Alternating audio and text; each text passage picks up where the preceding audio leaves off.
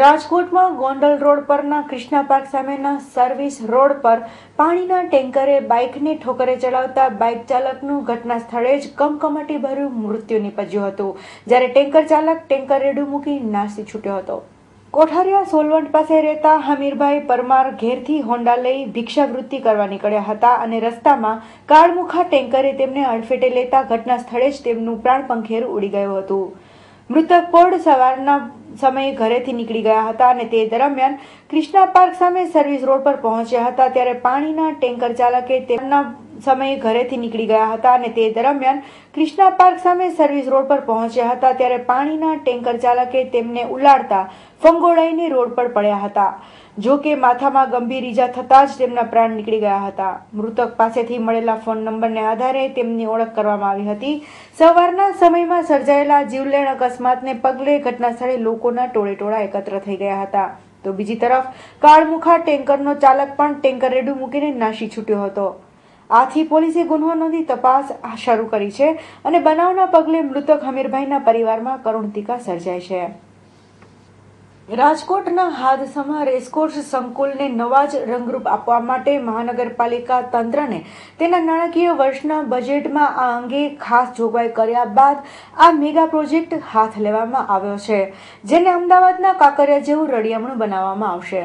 સૌરાષ્ટ્રના પાટનગર એવા રાજકોટની શાન ગણાતા અને હરવા ફરવા માટેનું મુખ્ય સ્થળ ગણાતા એવા રેસકોર્સને અમદાવાદના કાંકરિયા જેવું રળિયામણું બનાવવા માટે મનપાના નાણાકીય વર્ષના બજેટમાં ખાસ જોગવાઈ કરવામાં આવી છે।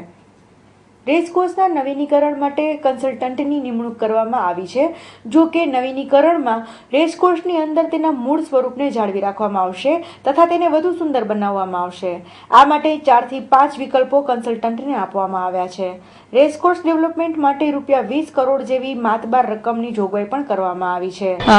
રાજકોટમાં રેસકોર્સ છે લોકોનું સૌથી મનગમતું ફરવાલાયક સ્થળ છે, તો એક એવો વિચાર આવ્યો કે આપણે એવું શું કામ રેસકોર્સમાં નવું કંઈક ઊભું ન કરીએ કે લોકો અંદર પણ જતા થાય, અંદર પણ એવી વ્યવસ્થા ઊભી થાય કે લોકોને ગમે ત્યાં બેસવા મળે, નાની મોટી ખાણીપીણીની જગ્યા હોય, એવું એક લેન્ડમાર્ક રાજકોટમાં ઊભો કરીએ કે રાજકોટની આઈડેન્ટિટી બને।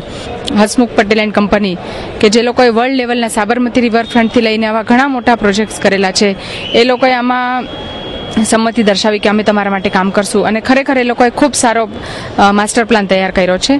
3 વિકલ્પ આપ્યા હતા, એમાં ગઈકાલે આપણા અધિકારીઓ બધાની સાથે ચર્ચા થઈ છે અને એક વિકલ્પ બધાને પસંદ પડ્યો છે, એટલે એના ઉપર હવે અમે ડિટેલ તૈયાર કરશું। હરિયાળી પણ વધારવી છે। અત્યારે રેસકોર્સમાં લગભગ 1100-1150 જેટલા ઝાડવા છે, એને 3 ગણા કરવા છે કે એક ફેફસા જેવું કામ કરે રાજકોટ શહેરમાં। તો આવું ઘણું બધું વિચાર્યું છે ને એક અટ્રેક્શનનું કેન્દ્ર ઊભું થાય આ માટેનું લોકોને ઘણું બધું નવું મળશે। જે અત્યારે ફરવાલાયક સ્થળ છે વધારે સારું બનશે। અત્યારે લોકો ગોતતા હોય છે સાંજ પડે કે ક્યાં જવું રેસકોર્સ સિવાય, પણ રેસકોર્સમાં રેસકોર્સ જે શબ્દ છે એને પકડીને રાખ્યા સિવાય એવી બધી જગ્યાઓ ઊભી કરીશું કે ત્યાં વધારેમાં વધારે લોકો બેસી શકે, સમાવેશ થઈ શકે, સારી સુવિધા હોય। અત્યારે પીવાના પાણીની પણ વ્યવસ્થા નથી, એટલે આવું બધું બેઝિક જરૂરિયાત પણ ઊભી કરશું અને સારું ગાર્ડન હોય, લોકોને હળવા મળવાનું સ્થળ મળે કે ગેટ ટુગેધર કરવું હોય 5-25 જણા કે ચાલો આપણે ત્યાં રેસકોર્સ આવો મળીએ, આવું પણ થશે અને એક લેન્ડમાર્ક ઊભું થશે, જેમ લંડનમાં લંડન આઈ છે કે આવું એક આઇકોનિક સ્ટ્રક્ચર ઊભું કરવાનો વિચાર છે। આમાં જે ડેવલપમેન્ટ અમે જે વિચાર્યું છે ને એમાં રેસકોર્સની પાળી જે છે એની ડિઝાઇનમાં પણ નાનો મોટો ફેરફાર, એટલે આવું ઘણું બધું છે। તો આ ફેઝ વાઇઝ ડેવલપમેન્ટ છે, પહેલા ફેઝમાં શું કરવું, બીજા ફેઝમાં શું કરવું, ત્રીજા ફેઝમાં, એટલે પહેલા ફેઝમાં આ વર્ષે બજેટમાં આપણે લગભગ 25 કરોડ રૂપિયા રાખ્યા છે। ચોક્કસ નવી ઓળખ ઊભી થશે અને લોકો એવું કહેતા થશે કે દરેક શહેરમાં આવું રેસકોર્સ હોવું જોઈએ બનાવવામાં આવશે।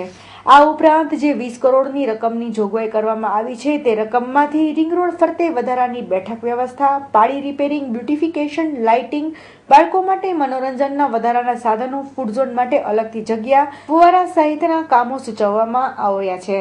આ મેગા પ્રોજેક્ટને લઈ કમિશનર અજય ભાદુની અધ્યક્ષતામાં અધિકારીઓ અને શાસકોની મીટિંગ પણ મળી હતી, જેને પગલે મેગા પ્રોજેક્ટને સાકાર કરવાની દિશા મનપાએ પ્રથમ ડગલું ભર્યું હતું।